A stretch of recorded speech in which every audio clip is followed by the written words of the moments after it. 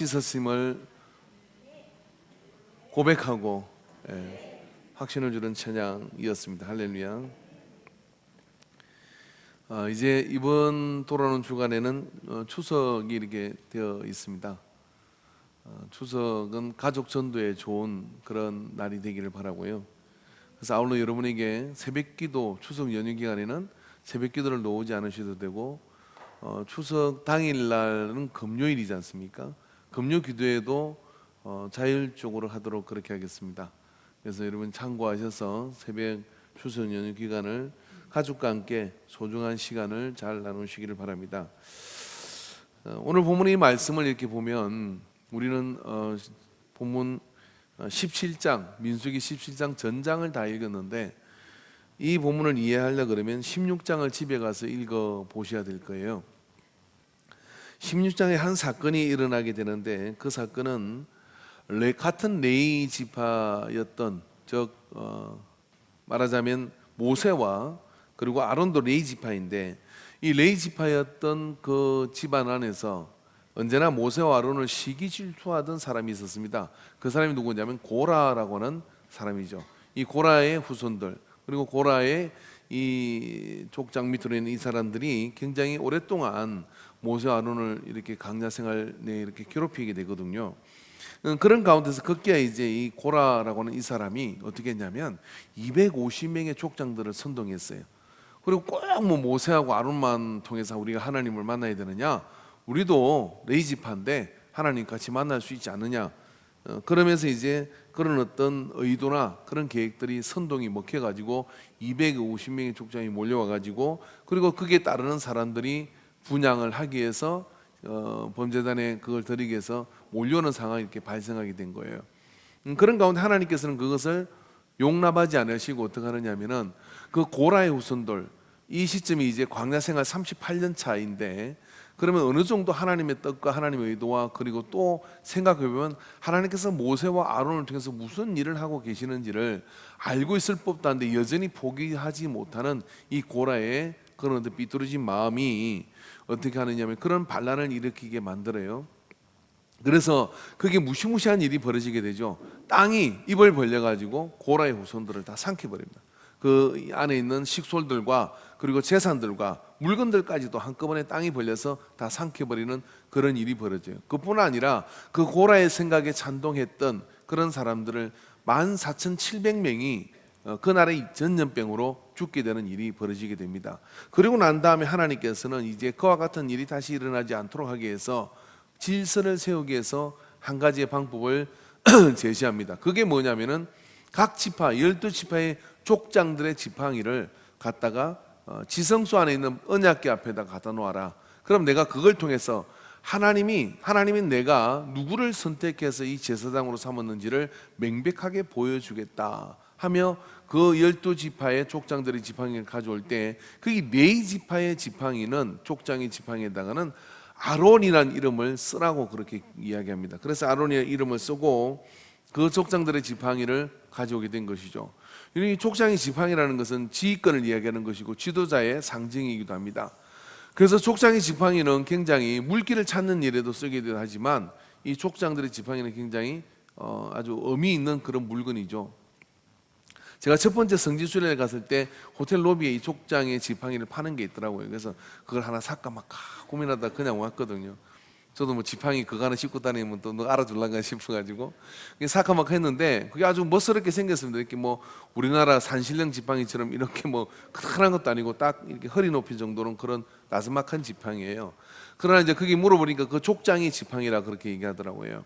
근데 그 족장, 지금도 베두인들이라는 사람들이 유목 생활하는 사람들이 있는데, 이 사람들이 이집트에 걸쳐 살고, 그리고 또 이스라엘 쪽에도 걸쳐 살고, 그 레바논 쪽에도 이렇게 걸쳐서 살게, 팔레스타인 쪽에서도 이렇게 걸쳐 살게 되는데, 요르단 이런 쪽에 다 걸쳐 살아요. 이라크 이런데.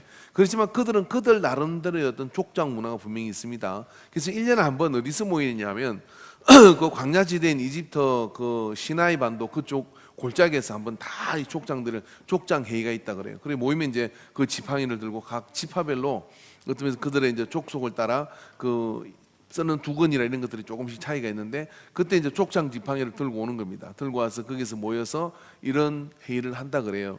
그래서 그런 족장이 지팡이인데, 그래서 그런 어떤 상징이 있는 물건인데, 이 물건을 지성소 안에다가 갖다 놔라고 그렇게 얘기합니다.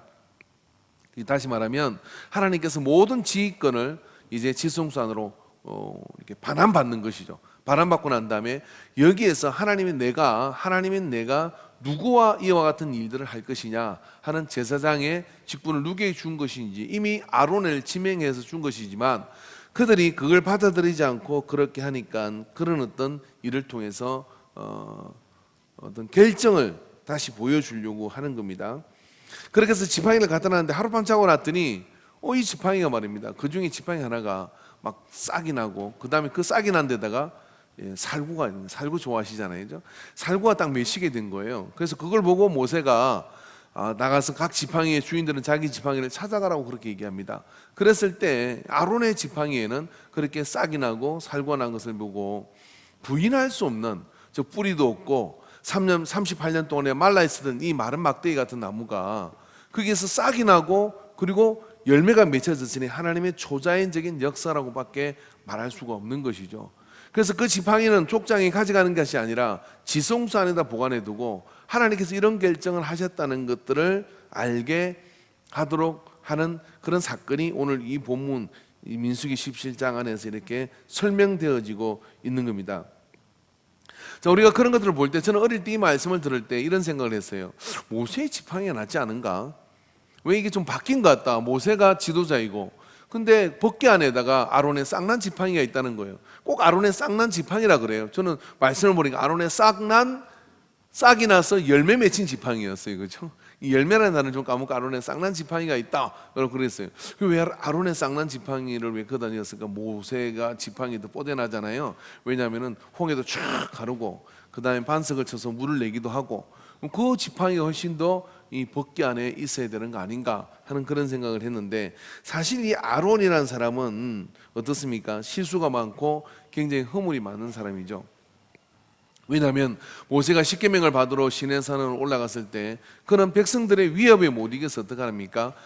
황금 송아지를 만들어요. 황금 송아지를 만들었어요. 그러니까 만들었는데 이런 이야기를 하는 것이죠. 백성들이 막 위협해서 내가 금붙이를 불에다가 집어넣었더니 송아지가 뚝 하고 나왔다는 거예요.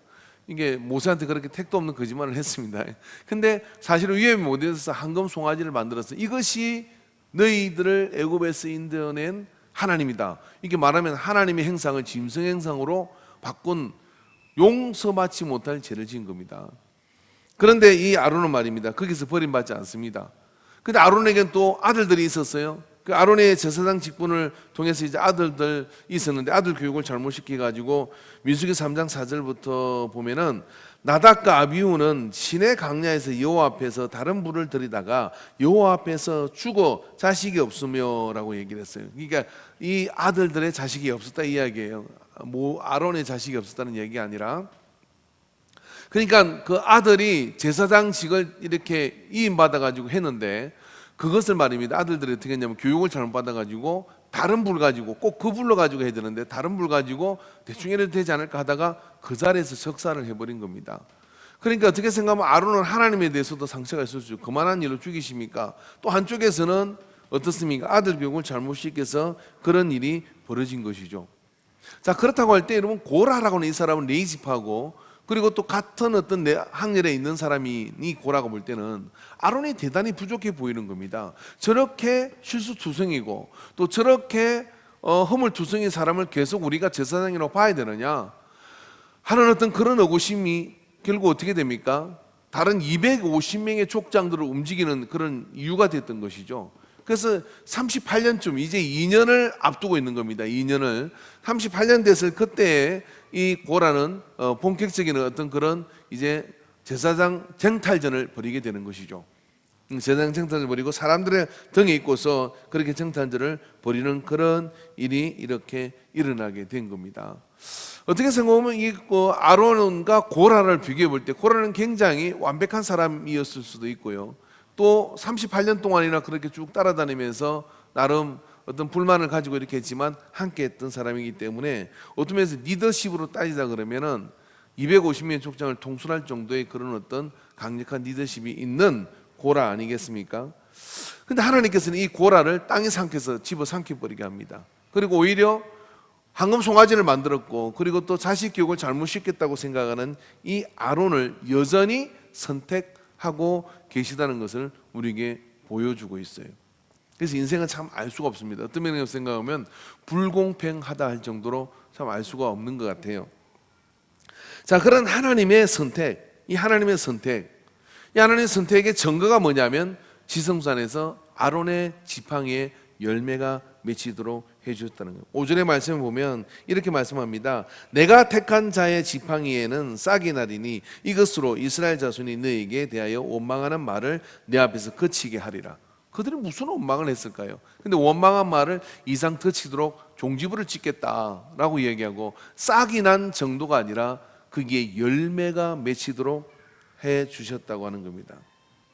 여러분, 이 본문 안에는 적어도 세 부류의 사람이 나오고 있습니다. 한 부류의 사람은 저항하고 그리고 하나님의 뜻을 거스려서 하나님 앞에 나가려고 하는 그런 어떤 고라의 일족들이 있는 것이죠. 그리고 또 나머지 11지파에 그런 지팡이를 든 사람들이 있는 거예요. 이 사람들은 중간에서 간 보는 사람들. 근데 이 아론이라는 이 사람은 허물이 많고, 그렇지만 그가 하나님 앞에 나아가기에 있어서는 하나님 보실 때는 그가 하나님이 택한 사람이고 또 하나님 앞에 나가는 그런 삶을 이렇게 살게 되는 것이죠. 자, 그런 삶을 사는 이 아론에게 말입니다. 그의 지팡이에 이렇게 열매가 맺히게 됐다는 이야기인 거죠. 열매란 이 말이 성경을 통해서 우리가 좀 자세히 살펴볼 필요가 있는데, 성경에서 나오는 열매는 심판과 연관이 있어요. 성경에서 나오는 열매라는 것은요, 우리의 삶을 총체적으로 평가하는 하나님의 기준이기도 합니다. 여러분, 우리는 이 땅을 살아가는 동안에 사람이 보는 열매는 눈으로 속일 수 있습니다. 그러나 하나님이 우리에게 요청하는 그 열매는 사람의 트릭이나 어떤 수단이나 방법으로 속에서 만들어낼 수가 없어요. 그분은 너무나 불꽃 같은 눈동자로 우리의 삶을 감탄하시고 보시기 때문에 그게 속이거나 어떻게 다른 방법을 사용할 수가 없는 것이죠. 그래서 믿는 자라고 하면 우리는 열매에 대한 거룩한 부담감을 가지게 되는 거예요. 아론은 대단히 부족한 사람입니다. 모세보다 3살 나이가 많았습니다. 그러나 하나님은 모세를 택했지 아론을 택하지는 않았어요. 어떤 면에서 아론은 형이면서도 모세의 대변자 역할을 하게 되는 거죠. 그런 아론의 삶, 그러나 하나님께서는 그 아론의 그런 어떤 삶을 선택하고 제사장직을 위임받도록 그렇게 만들어준 것이죠. 그래서 그의 전부로 뭐냐, 그의 삶이 그가 그의 지팡이인 아론의 아들이라는 이름이 기록된 그 지팡이에 열매가 맺도록 해주셨다는 이야기는 나는 너를 통하여 그 열매를 맺는 결과물을 내놓겠다라고 하나님께서 말씀해 주시는 거예요. 좀 우리의 삶에 있어서도 이 열매라는 것은 바로 마태복음 3장 10절에 보면 이미 도끼가 나무 뿌리에 놓였으니 좋은 열매를 맺지 아니하는 나무마다 지켜 불에 던져지라라고 말씀해 주셨어요. 예수님께서 이 땅에 오셔가지고요, 이스라엘 백성들을 향해서 비유로 말씀을 하십니다. 누가복음에 보면 포도밭에 무화과 나무가 심겼는데 그 무화과 나무에 열매가 없는 겁니다. 무화과 나무 열매가 없는 것을 보고 3년을 내려와도 열매가 없는 것을 보고 어떻게 밭 주인이 와서 가수원 주인이 와서 이렇게 얘기합니다. 이 나무를 패버리라. 그리고 이 땅만 차지하는 이 나무를 그리고 빼내버리라고 얘기합니다. 그랬을 때 가수원지기인 사람이 이렇게 주인에게 간청을 해요. 한 해만 더 제가 걸음을 주고 이 나무를 돌볼 테니 열매가 맺을 수 있도록 그렇게 하겠습니다. 만약에 그래도 그때 열매를 맺지 못하거든 주인의 뜻대로 이 나무를 찍어서 버릴 것을 이렇게 요청을 해요. 거기서 보면 이 가수원의 주인이 누구냐면 하나님이시거든요. 그리고 그 가수원 지기가 누구냐면 당신 자신, 예수님인 자신을 말씀해 주고 있는 것이죠. 무화과나무는 누굴까요? 바로 우리 자신일 겁니다. 자, 예수님께서는 누가복음에서도 그렇고 마태복음에서도 그렇고 너의 인생을 통해서 내놓을 열매를 내놓지 않는 것, 그것이 심판의 이유가 된다고 말씀하십니다. 사람들은 여러 가지 말을 합니다. 아론이 저렇게 해서 되겠느냐, 그리고 아론에게 무슨 그게 있느냐라고 이야기할 때 하나님께서는 지성소 안에서 아론의 지팡이에 열매를 맺게 하시면 어떻게 하냐면 심판의 결과를 말씀해 주시는 거죠. 늘 불만을 품고 그렇게 원망을 해대던 고라 이들은 사람들의 힘을 의지하고서 하나님 앞에 분향을 하고 나가겠다고 250명의 족장을 거느리고 나왔습니다. 근데 아론에게 그리고 모세에게는 아무것도 없습니다. 있는 것 딱 하나 있었는데 그게 뭐냐면 하나님이 그의 근원지이고 하나님의 계시가 그들의 출발지였어요. 근데 거기에는 열매가 맺고 그리고 이 고라는 땅에 그대로 집어 삼켜지는 그런 상태가 돼버려요. 그래서 열매가 있느냐 없느냐가 하나님이 나와 함께 하시느냐 함께 아니하시느냐의 증거인 거죠. 이제 우리가 9월 달을 접어들잖아요. 그리고 우리 인생에 나이에 있어서도 여러 가지 어떤 내가 살아갈 날이 얼마 정도 될까 한번 계산해 볼 수 있잖아요. 저도 계산해 보니까 살아갈 날이 한 100년쯤 남은 것 같더라고요. 믿음대로 될지 않다. 성경을 제가 보니까 100세 미만에 죽는 자는 저주를 받은 자라 그래서 성경이 그렇게 되어 있어요. 깜짝 놀랐어요. 그래서 100세 미만에 안 죽기로 했어요.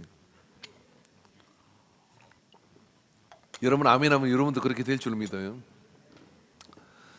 방재일 목사님이 105세까지 사시고 설교를 하시더라고요. 100세, 102세에 설교를 하셨어요. 서서 이빨이 다 하나도 없으신데 근데 막 이렇게 설교를 말씀을 쩌렁쩌렁하게 이렇게 하시더라고요. 정말 이렇게 대단한 일이죠.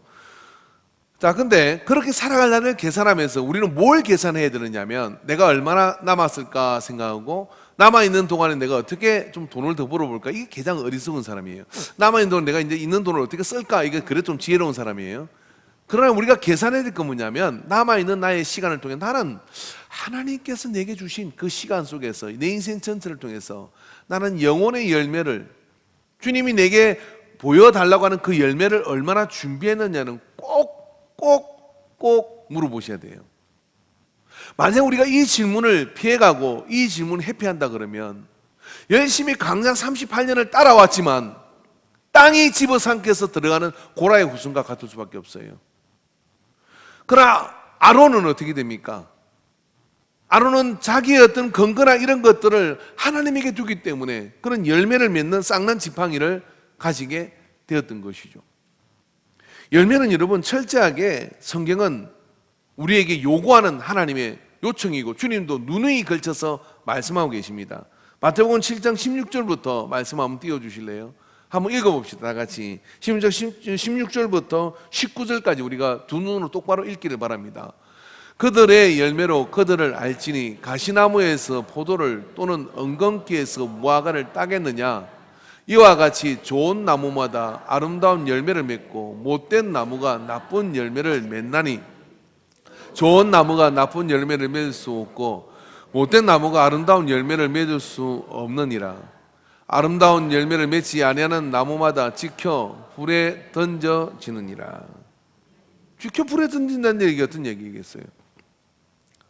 하나님께서 버리시는 그런 상황이 우리에게 벌어진다는 얘기죠. 여러분 고라 자손이 지금 뭐 하려고 그랬냐면 하나님께 나가서 분향을 드리려고 한 겁니다. 그런데 땅이 몰려 그들을 삼켜버렸어요. 예배를 드리는 그 가운데 있지만 우리의 삶을 통해서 한 가지 우리 속에 나의 삶을 통하여 하나님이 받으시기를 원하는 열매를 그냥 나 하나 잘 먹고 잘 사는 거 땡! 이건 여러분 세상 사람도 똑같이 하는 거잖아요. 근데 우리가 한번 저울에 이렇게 달아봐요. 믿는 자라면 하나님이 내 삶 속에 그런 많은 것들을 줬어요. 그 준 것들을 가지고 나는 하나님 앞에 내놓아야 될 열매를 몇 개나 맺었는가? 아니 맺고는 있는가? 입만 무성하고 열매는 없는 것인가? 이런 것들을 여러분 달아봐야 되는 거죠. 왜냐하면 좋은 나무는 좋은 열매를 맺고 나쁜 나무는 나쁜 열매를 맺는다고 성경과 예수님께서 말씀하고 계시는 거예요. 그렇기 때문에 우리는 열매를 맺기 위해서 사모하는 마음을 가지고 또 의식을 가지고 해야 됩니다. 여러분 아론의 쌍난 지팡이, 이 지팡이는 말입니다, 마른 막대기에 불과한 것이잖아요. 38년 된 죽은 나무, 정확하게 말하자면 아론의 지팡이도 아닌 것이죠. 레위 지파의 족장의 지팡이인 겁니다. 근데 38년 동안은 아무튼 광야에서 지팡이를 짚고 다녔으니까 이 나무는 살아날 가능성이 전혀 없는 것이고, 말라도 보통 말라붙은 게 아니잖아요. 뭐 수분이 좀 남아있어서 싹이 났다, 있을 수 없는 일이잖아요. 38년 동안에 죽어있던 이 나무가 말입니다, 언약궤 앞에서 아론의 이름이 새겨질 때, 이름이 새겨질 때 어떤 일이 벌어지냐면 싹이 나고 그게 열매가 맺히게 됐다고 하는 거예요. 이게 무슨 의미일까요? 나머지 지파들, 자, 고라는 이 사람들은 하나님보다는 250명의 족장을 의지하는 사람들이었어요. 그리고 나머지 12지파 중에 11지파는 말입니다, 11지파는 그냥 중간에 서서 어정쩡하게 모세를 따라갔다가 고라를 따라갔다가 이렇게 왔다 갔다 하는 사람들이었어요. 그럼 아론은 뭡니까? 하나님의 거룩한 제사장으로 택함을 입어서 하나님의 자꾸 부단히 나가는 사람, 그 삶이 그 속에 있는 것이죠. 그러니까 38년 된 지팡이가 싹이 나고 열매가 맺어질 가능성은 제로입니다. 그런데 이 나무가 싹이 나고 열매를 맺은 것은 뭐냐면, 거룩한 지성소에 들어가 있는 이 아론의 삶, 그리고 하나님 부르신 그 부르심에 초청을 받아서 거룩한 지성소로 들어간 이 아론의 삶이, 뿌리가 하나님의 임재에 닿아 있을 때 마른 막대기 같은 그런 인생이고, 말라서 더 이상 싹이 필 수 없는 그런 어떤 삶이지만 어떻습니까? 그게 싹이 나고 열매가 맺히는 역사를 이루게 됐다는 것이죠. 저는 우리 모두가 아론과 같은 만인 제사장으로 부른 것처럼, 이제는 우리 모두가 제사장으로 부름 받은 것처럼 아론처럼 그렇게 열매 맺는 인생이 되기를 바랍니다. 열매 맺는 인생이 되기를 원한다 그러면 여러분, 우리의 뿌리와 근거지가 하나님의 임재 속에 있어야 돼요. 우리의 뿌리와 근거지가 사람의 인기에 있고, 우리 뿌리와 근거지가 사람의 관계 속에 다 있는 것이라면 그것 자체가 나쁜 것이 아니라 그것은 하나님 안에서는 열매를 맺을 수가 없습니다. 하나님 안에서 열매를 맺는 방법은 유일한데, 그게 뭐냐면 하나님의 임재가 있는 거룩한 지성소 안에서 있을 때, 세상에 볼 때는 말라 비틀어져서 전혀 생명이라고는 없어 보이는 그런 지팡이지만, 그것이 하나님의 임재에 닿아 있을 때, 그의 삶이 하나님 임재에 닿아 있을 때 어떻게 하냐면 아무런 희망이 없고, 그리고 정말 보잘것없는 그런 지팡이라 할지라도 그 지팡이가 말입니다, 뿌리도 없는 것이 하나님의 임재 속에 뿌리를 내리니까 싹이 나고 열매가 맺혀지는 거예요. 하나님께서 이걸 보여주시는 겁니다. 여러분, 우리의 삶이 하나님이 보시기를 원하는 열매를 내놓아야 하나님을 기쁘게 하는 자가 됩니다. 우리의 삶이 하나님이 내놓으시기를 내놓는 그 열매를 주님 나라 가는 거기 전에 내놓아야 어떻게 되느냐면, 이 땅에서 무엇을 누렸던, 얼마나 가졌던 상관없습니다. 그래도 지옥 갑니다. 이 땅에서 내가 얼마나 많은 어떤 일들을 했던 상관없습니다. 큰 건물을 지었던 아무런 천국에서는 의미가 없어요. 천국에서 의미가 있는 것은 뭐냐면, 하나님이 보시기를 원하는 성령의 9가지 열매와 하나님이 보시기를 원하는 많은 사람을 옳은 대로 돌아오게 한 영혼 구원의 열매와, 나로 인하여 주님을 믿게 돼서 그래서 세례를 받아서 옆에 앉아있는 그 영혼을 우리가 주님이 보기를 원하시는 거죠. 많은 사람을 옳은 대로 돌아오게 하는 자는 하늘의 별과 같이 빛날 것이라고 말씀해 주셨어요. 생명의 멸류관을 쓸 거라고 말씀해 주셨습니다. 다 열매 아닙니까? 근데 그런 열매가 맺어지는 삶이 우리 속에 이루어지고 있느냐는 거죠. 우리의 속에 그 열매가 맺어지는 삶이 이루어지고 있지 않다 그러면, 내가 무엇을 하든 어떻게 하든 간에 하나님의 깊은 임재 속에 내 삶이 닿아 있지 않는 겁니다. 하나님의 깊은 임재 속에 내 삶이 닿아 있으면, 그래서 내가 일하는 일터에, 그리고 내가 드리는 그 생활 가정 속에 주님이 함께 하시고 주님이 이 모든 상황 속에 나와 동행하고 계시다고 하는 그 하나님 임재를 끌어낼 수 있는 사람은 어떻게 되느냐면, 거기에 뿌리를 두고 있기 때문에 가정 속에서 맺어야 될 열매가 맺어지게 돼요. 그리고 여러분, 우리의 일터에서 말입니다, 이 일터를 주신 분은 하나님이시고, 저 사장이 나에게 월급을 주지만 내게 그 일터를 허락하신 분은 하나님이시기에 나는 내게 주어진 삶을 성실하게 살아보이겠다고 하고, 그렇게 믿음으로 그 임재 속에서, 하나님 임재 속에서 그렇게 사는 사람은 그 직장에서 얻어지는 물질의 그런 열매와, 그리고 그 직장에서 얻어지는 그런 어떤 만족감과 이런 것들의 열매를 맺게 되게 되어 있어요. 아무쪼록 그래서 여러분, 우리가 9월달인데 여러분, 우리의 삶 속에 주님의 열매가 풍성하게 맺어지는 역사가 나타나기를 주 이름으로 축원합니다. 다시 말해서 여러분 38년 된 나무가 이렇게 될 수 있다 그러면 어떻습니까? 열매를 맺지 못할 인생은 없다는 이야기예요. 내 인생이 아무리 말라 비틀어졌던, 내 인생이 아무리 초라하게 울그러졌던지 간에 그곳에 하나님의 임재가 닿은 곳에 뿌리를 내리면 어떻게 되느냐, 거기서부터 하나님은 싹을 피우고 열매를 맺도록 해 주실 수 있습니다.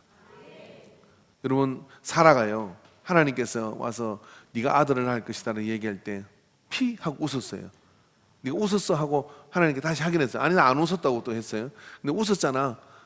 그렇게 서로 이렇게 말씀을 했거든요. 근데 왜 웃었겠어요? 웃는 게 정상이지 안 웃는 게 정상이에요?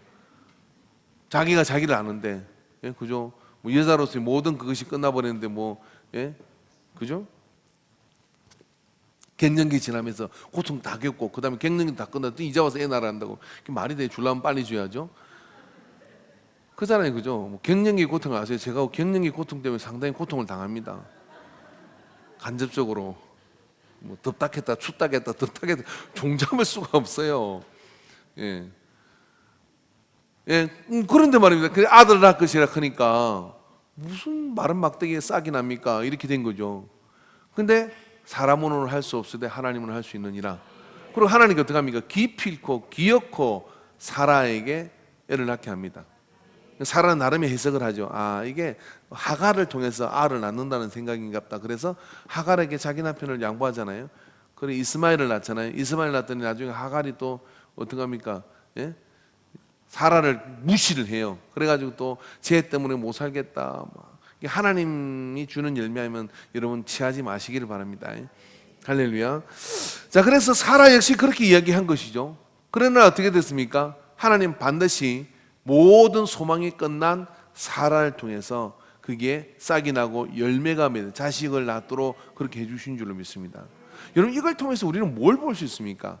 여러분의 삶 속에 말입니다. 나는 이러니까 열매를 맺을 수가 없고, 좀 쉽게 얘기해요. 나는 이러니까 전도할, 내 주변에는 예수님 안 믿는 사람이 없어. 나는 말 주변이 없어서 전도를 못해. 나는 별 얘기 다 하잖아요. 좀 액면가들이 얘기해보지. 1년 내내 교회를 한 사람도 초청하지 않는 사람이 열매 없는 사람들이에요. 이미 도끼 뿌리에 나무 뿌리에 도끼가 나여져 있어요. 섬찟하죠. 예? 열매 없는 사람이잖아요. 근데 평생을 그렇게, 그럼 어떡하겠어요? 열매 없는 자는 찍어버리겠다고 하는데, 근데 그럴 때 우리에는 많은 이유가 있는 건, 저는 믿음이 확실하지 않아요. 저는 신앙생활 한 지 얼마 안 돼. 저 보세요. 저 집사님도 못 데리고 오잖아요. 근데 어떻게 제가 데리고 옵니까? 근사님도 못 데리고 제가 데려옵니까? 여러 핑계를 막 대죠. 근데 38년 된 마른 막대기가 싹이 피고 열매를 맺게 하시는 하나님이라면, 우리도 그럼에도 불구하고 어떻습니까? 예배 가운데 나가고, 예배를 그냥 구경하는 것이 아니라 예배를 보러 온 것이 아니라 예배 속에 하나님의 임재에 닿게 되면 우리의 가슴이 벌렁거리게 돼 있어요. 그리고 돌아다니면 뭐냐면, 너 요즘 무슨 좋은 일 있니? 자꾸 물어보지. 아니야, 그냥 기분이 좋아. 계속 기분이 좋아. 그러세요. 그러면 이 친구 이렇게 얘기합니다. 너 어디 다녀? 라고 물어요. 그때 이야기하세요. 인광교회 다닌다고. 그럼 이렇게 됩니다. 어떻게 되면 나도 거기 한번 가볼까? 얼마 있다 이래요. 근데 막 우거지상을 하고 다니고 막 임재가 없으니까 어떻게 마른 막대기가 더 틀어지가지고 비틀어지가 다녀보세요. 가까이 있던 사람도 떠나요. 근데 마른 막대기가 싹이 나. 무슨 생기가 더 싹이 났어요. 교회 갔다 오면 사람이 막 살아난 거야. 마치 뽕 맞은 것처럼. 그래가지고 막 살아나서 막 이렇게 돌아다니는 거예요. 그럼 어떻게, 거기 나도 가고 싶은 거잖아요. 예? 그러면 어떻게 돼요? 열매가 맺히도록 되는 거예요. 그래서 하나님의 임재가 있는 곳에는 반드시 열매가 맺어진다는 거예요. 어떤 인생이라도 상관이 없는 것이죠. 그러나 고라는 열매를 맺지 못합니다. 왜 그러냐면 항상 시기와 질투와 불만으로 가득 차서 모세와 아론을 질투하는 그 마음 때문에 하나님 임재는 온갖 것이 없어요. 분향단을 들고 오지만 어떻습니까? 하나님 임재와 상관 있는 게 아니라 내가 대표성을 가지고 내가 주인공이 되어서 내가 사람들한테 인정받기 원하는 그런 예배와, 아무도 없는 곳이라도, 우리 청년들 부르는 노래 가운데 이런 거 있잖아요. 아무도 없는 그곳에 난 예배하네. 예? 이곳에서 난 예배하네. 뭘 바라는 겁니까? 하나님의 임재가 이루어지는 예배를 드리기를 원하는 거죠. 여기 앞자리가 비었는지 몇 명이 왔는지 누가 빠졌는지 상관없습니다. 그런 생각하지도 마세요. 내가 오늘 그 예배 가운데 하나님 임재를 경험하지 못하면 열매 없는 인생이 되고 마는 거예요. 아무도 오지 않을지라도 내가 그곳에 하나님 임재 속에 들어가는 예배를 드리면 나의 삶을 통해 하나님은 풍성한 열매를 맺게 만들어 주실 거예요. 주님은 열매 얘기를 또 합니다. 요한복음 10장 7장에 나는 포도나무요 너희는 가지니 가지가 둥치에 붙어있으면 많은 열매를 맺는다고 말씀하셔요. 예수님께서 뭐냐면 당신의 제자들과 예수님이 원하는 삶의 그 접촉이 일어나는 사람들은 어떻게 하냐면 반드시 열매를 맺게 된다고 말씀해 주셔요. 여러분 이제 모든 핑계를 예수님 십자가에 장사 지내시기를 주 여러분 축원합니다. 그리고 여러분 열매를 주시는 그 하나님 앞에 임재 속으로 들어가야 되는 거예요. 여러분 하나님의 거룩한 지성소에서 이 죽은 나무, 여러분 사실 이 나무라는 이곳에 우리가 상징되어지는 것들이 있습니다. 고린도전서 15장 20절에 보면 이런 말씀이 있죠. 20절 23절의 말씀을 보면은 그러나 이제 그리스도께서 죽은 자 가운데서 다시 살아나사 잠자는 자들의 첫 열매가 되셨도다. 사망이 한 사람으로 말미암았으니 죽은 자의 부활도 한 사람으로 말미암는도다. 아담 안에서 모든 사람이 죽은 것 같이 그리스도 안에서 모든 사람이 삶을 얻으리라. 그러나 각각 자기의 차례대로 되리니 먼저는 첫 열매인 그리스도, 다음에는 그가 강림하실 때 그리스도께서 속한 자요라고 말씀합니다. 자, 예수님 어디에 죽으셨습니까? 나무에 달려 죽으십니다. 왜 나무에 달려 죽으셔야 되는 십자가 형태로 죽으셔야 되는지를 성경은 신명기 21장 23절 그리고 갈라디아서 3장 13절에서 말씀해 주고 있어요.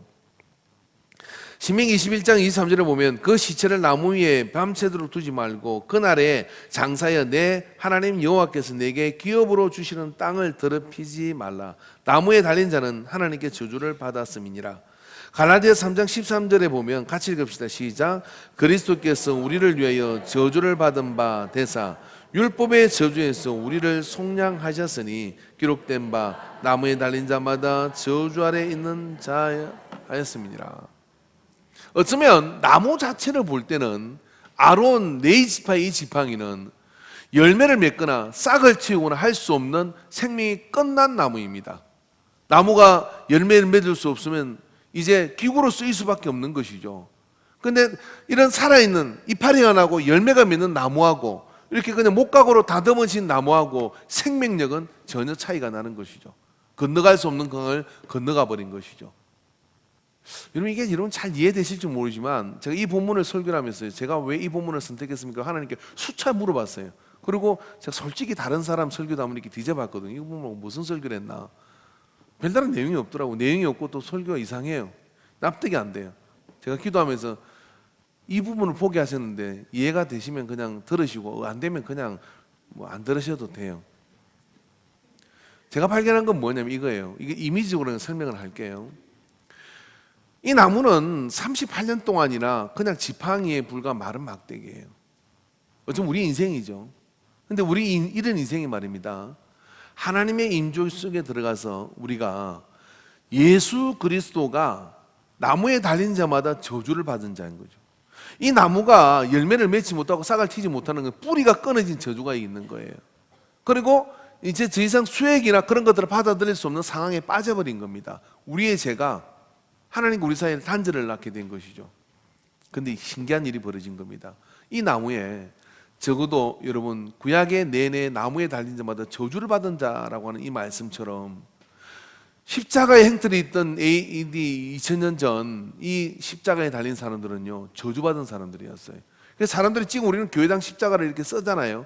AD 300년까지 여러분 이 십자가는 초대 교인들도 상징으로 쓰지 않았어요.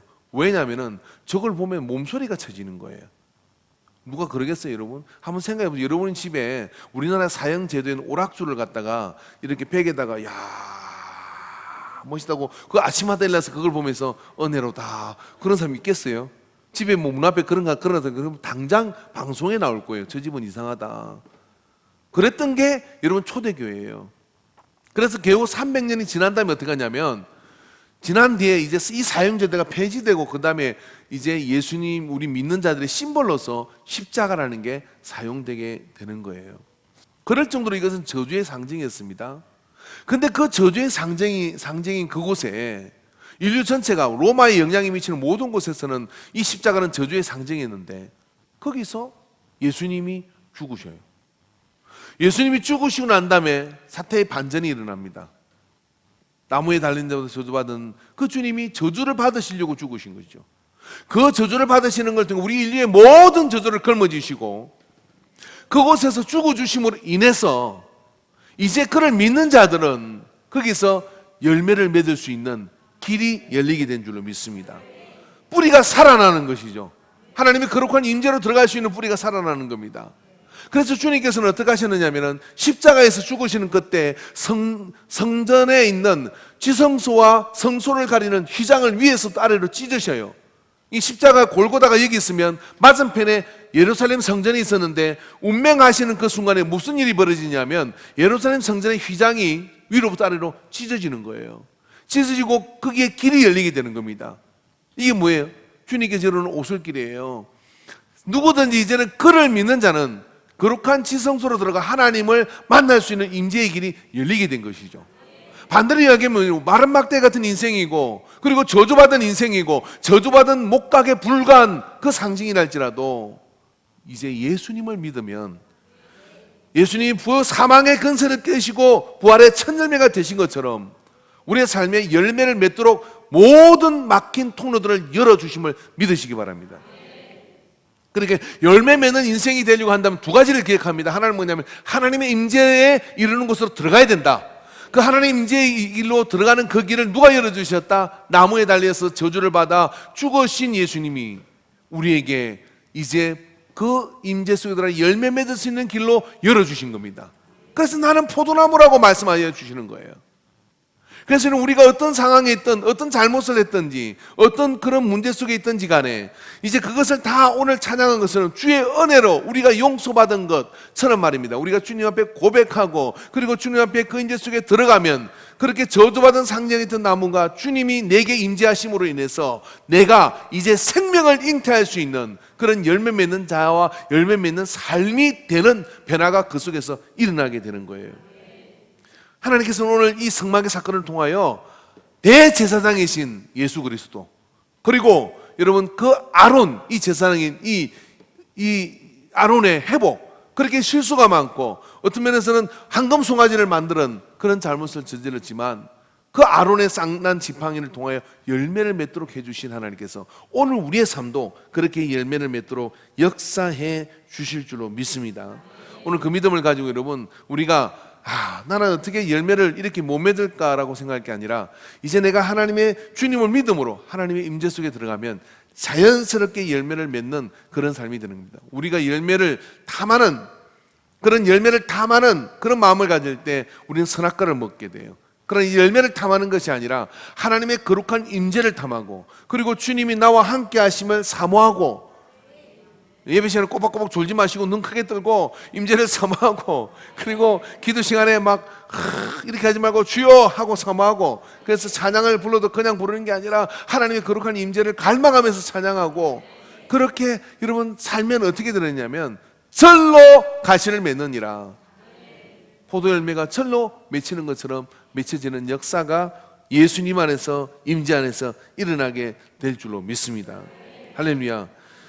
그래서 임재가 이루어지는 그런 어떤 이 오늘 여러분 이 믿음을 가지고서 말이에요. 마른 막대기 같은 인생이지만 주님이 그곳에서 죽으심으로 인해서 이제 내 모든 저주가 풀린 것을 믿고 나가면요 희망이 없는 것 희망을 가져오는 자가 되는 거예요. 그죠? 다 망하는 집이라도 이런 갈 때 이렇게 하는 겁니다. 뭐 시댁이 다 힘들어. 아니면 또 뭐 어떻게 만났는데 남자를 잘못 만나가지고 힘든 인생이야. 막 그런 여러 가지가 있을 수 있잖아요. 그때 말입니다, 여러분. 그때 아이고 내가 어떻게 저런 사람 만나? 이게 뭐냐면 고라예요, 고라. 사람 잘못 만나도 헤매는 이 고라거든요. 근데 그럼에도 불구하고 어떻게 합니까? 주님이 이 마른 막대기 같은 또 싹이 나고 열매가 맺게 해주신다. 예수님이 이 저주를 다 물리치시고 가져가셨다. 그렇게 믿으세요. 그렇게 믿고 덤비면 어떻게 되느냐면 주님이 열매 맺도록 해 주시는 것을 믿으시기 바랍니다. 더 이상 이 사람이 이런 사람에게는, 이 믿음을 가진 사람에게는 소망이라는 단어가 꿈이 아닙니다. 현실이 되는 역사가 나타나는 것이죠. 주님이 맺게 하시는 그 부흥을 경험하게 될 줄로 믿습니다. 여러분, 모세에게 설마 얘기했어요? 모세에게 그 열매 맺는다고 이야기를 하지 않았어요. 싹이 난다고 얘기를 했죠. 근데 그 열매까지 맺히신다는 이야기는 어떤 이야기냐면요, 자, 사람이 상상 못할 일을 하나님께서 이루어 주신 것이죠. 그래서 우리가 복음을 믿고 하나님의 임재 속에 있는 사람은요, 사람이 상상하지 못할 하나님의 위대한 일들을 이루어 나갈 수 있는 저주의 결박이 다 풀린 거예요. 원래 말랐어요. 그리고 원래 저주의 상징이었어요. 그런 나무를 하나님은 가리지 않습니다. 다른 것도 있지 않겠습니까? 꼭 그렇게 저주의 상징인 십자가, 초대교인들조차도 300년 동안이나 심벌로 쓰지 못할 그 십자가를 꼭 쓰셔야만 했던 것이었습니까? 왜냐하면 하나님은 그거보다 훨씬 더 넘어서시는 능력이 충만한 분이시기 때문에 그것 자체를 바꾸시는 그런 은혜의 능력이 있으신 분이시잖아요. 그것처럼 가망성이 없고 전혀 희망이라는 없고 가능성조차도 요것만큼도 없는 삶이라 할지라도 예수님 만나면 됩니다. 그리고 예수님의 이름을 통하여 임재 속에 들어가는, 내가 예배자가 되고 내가 찬양자가 되고 내가 기도자가 되고 그렇게 살기만 해도 어떻게 되느냐면요, 나를 통하여 여러 가지 때를 따라 시절을 쫓아 가시를 맺는 열매 풍성한 삶이 이루어질 줄로 믿습니다. 그 은혜 가운데 여러분 모두가 서시기를 주의 이름으로 축원합니다. 용기 내어 전진하기를 주의 이름으로 축원합니다. 그래서 제가 이제 이거 하려고 이렇게 긴 이야기를 했습니다. 이번 자선바자를 겸한 음악회 꼭 3명 이상 작정하시기 바랍니다. 할렐루야. 3만 원 딱 준비하시고 돈 없으면 저한테 제가 다 드릴게요. 가지게 돈밖에 없어요. 파김치 제가 가격 올리는 거 못 올리겠어요. 무조건 10,000원으로 잡아라. 그래서 10,000원짜리 파김치 3개 사가지고 하나 탁 앵기고 파김치 먹을 때마다 예수님의 사랑을 기억해라 그러면서 탁 해놔서 공연도 하고 이렇게 오는데, 구장 목사님이 또 이렇게 뽕짝을 부르시잖아요. 아따 참말이요, 막 그렇게 뽕짝을 부르시면서 복음을 전가하시거든요. 그분 내용을 이렇게 들어보면 굉장히 복음이 분명하신 분이에요. 뽕짝 부른다고 우습게 보지 마세요. 굉장히 감리교 신학대학을 오고 신학대학을 나와서 복음이 정통한 사람입니다. 근데 그 뽕짝이라는 가사에 붙여가지고 가사를 지었잖아요. 그 콩쿨대에 나가가지고도 말입니다. 오디션 프로그램 나가가지고도 마지막까지 자기 어떤 그 가사를 바꾸지 않았어요. 그래서 그 가사 가지고 1등 했지 않습니까? 그러니까 참 하나님의 섭리가 굉장히 있는 거죠. 그거 모시기 어려웠어요. 우리가 이제 모시고 하잖아요. 그래 그때 이제 닥터리 와가지고 뽕짝의 가락을 통해 복음이 들어가는 역사가 일어나야 되거든요. 그래서 3만 원 딱 지금은 알바에서 준비하셔가지고 파김치 3개 사가지고요, 오는 3명 초청한 사람들 파김치 하나씩 다 안기고, 그리고 혹시 돈이 없거든 저한테 오세요. 그럼 제가 하나씩 다 안겨 주실게요. 그렇게 할 테니까 꼭 3명씩 초청하셔가지고 이 자리가 차고 넘치는 은혜가 있기를 주의 이름으로 축원합니다. 그래서 그 중에 여러분 그러다 보면 어떻게 되겠습니까? 열매를 맺게 되는 거죠. 그래서 하나님이 내게 임재하고 있는 증거를 나타내는 이 잔치가 되기를 주의 이름으로 축원합니다. 기도하겠습니다.